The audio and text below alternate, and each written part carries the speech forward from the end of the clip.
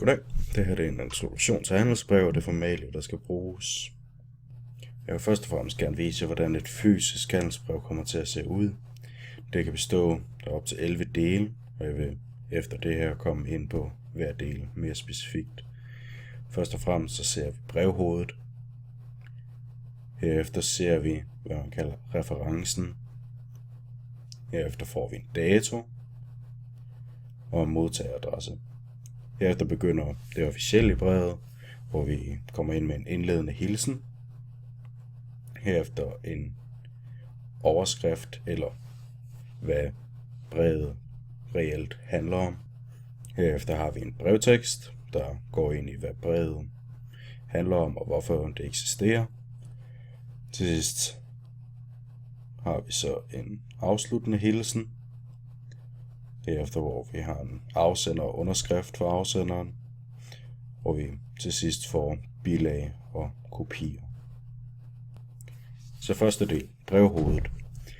Det starter som regel ud øverst i brevet, hvor man får vist muligvis et billede af firmaets logo, firmaets navn, lokation, muligvis bank og officielle ting, der kan være nødvendige. Selvfølgelig også telefonnummer, fax, mail og sådan noget. Herefter har vi referencen, som kan bestå af en del forskellige ting. Men normalt der består det af muligvis et produktnummer, så personen, der læser det på forhånd, ved, okay, hvad er det her for præcis for et produkt, de gerne vil snakke om eller have adgang til. Det kan også have noget at gøre med et specielt sagsnummer. Herefter får vi fat i datoen. Først og fremmest er det meget vigtigt, at man skriver måneden fuldt ud. Selvfølgelig starter man nu med stort, da det er på engelsk. Det er meget vigtigt, at man ikke bruger forkortelser eller det tilsvarende nummer. Samtidig så er det også vigtigt, at man ved, hvilket land man skriver til. Hvis det er Storbritannien, så skal man for eksempel skrive det dag, måned, årstal. Hvis man skriver til et amerikansk selskab, så skriver man det omvendt i forhold til datoen og måneden. Der skriver man nemlig måned først, så dato, så år. Og nu begynder selve brevet. Man starter ud med en indledende hilsen, hvor man i det her tilfælde har brugt Dear Sirs. Men her er der en del officielle vendinger, som man skal bruge i forhold til hvilken situation man står i. Hvis man ikke har nogen idé om, hvem man skal have fat i virksomheden, så bruger man altid Dear Sirs. Hvis det er en bestemt person, man skal have fat i, for eksempel marketingchef, og man kender kønnet, så vil man altid bruge Dear Sir eller Dear Madam, i forhold til, om det selvfølgelig er en mand eller en kvinde. Herefter kommer så, hvis man muligvis kender navnet på personen, så vil man altid bruge Dear Mr. Williams, eller hvad end efternavnet nu engang er, eller Dear Miss Jones. Til allersidst er der en mere uformel person, hvis det er en person, man muligvis har mødt en del gange i virkeligheden, og kan være mere uformel, så vil man kunne bruge Dear John eller Dear Barbara, som 2 eksempler. Samtidig så er det også vigtigt at vide, at når man snakker til en mand, så skal man altid bruge mester. Men der er forskel på, hvilket man bruger til kvinder. Hvis man bruger det til en kvinde, som ikke er gift, så bruger man altid miss. Hvis det er en kvinde, der er gift, så er det misses. Og så er der på samme måde, som der er mester, der dækker alle, så er der også kommet en for kvinder, der bare hedder miss.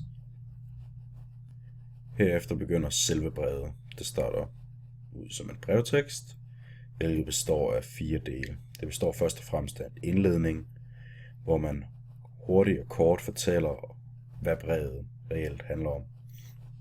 Herefter kommer en faktadel. Her fortæller man selve sin situation, og hvad man egentlig gerne vil have at vide, og hvilket produkt eller situation man gerne vil snakke om. Herefter kommer en konklusion, hvor man for eksempel i det her tilfælde siger, at vi ikke nok være søde og sende brochurer og materialer og de seneste priser på det her produkt, man gerne vil have fat i. Man fortæller selv, hvad vil man gerne have ud af det her. Så kommer der så en afslutning, hvor vi siger sådan noget som, vi ser frem til at høre fra jer. Herefter kommer den afsluttende hilsen. Den hører sammen med den indledende hilsen, hvor man for eksempel har i det her tilfælde brugt Dear Sirs. Og på samme måde så er der så nogle specifikke vendinger, som man bruger. Hvis man har brugt Dear Sirs, som uden specifik modtager, så bruger man Yours Faithfully. Hvis man bruger den bestemte person med enten Dear Sir eller Dear Madam, så bruger man samtidig også Yours Faithfully. Bestemt person med et navn på personen, for eksempel Mr. Williams, så bruger man Yours Sincerely. Og hvis det er en bestemt person med en mere uformel måde, hvor man siger enten Dear John eller Dear Barbara, så bruger man Best Regards. Herefter kommer der afsender og underskrift. Her er det meget vigtigt, at man selvfølgelig giver virksomhedens navn, underskrift af personen, der har skrevet det, og derefter, hvad det navn selvfølgelig er, og personens funktion, hvor i det her tilfælde har købschef. Til sidst her, der kommer bilag og kopier.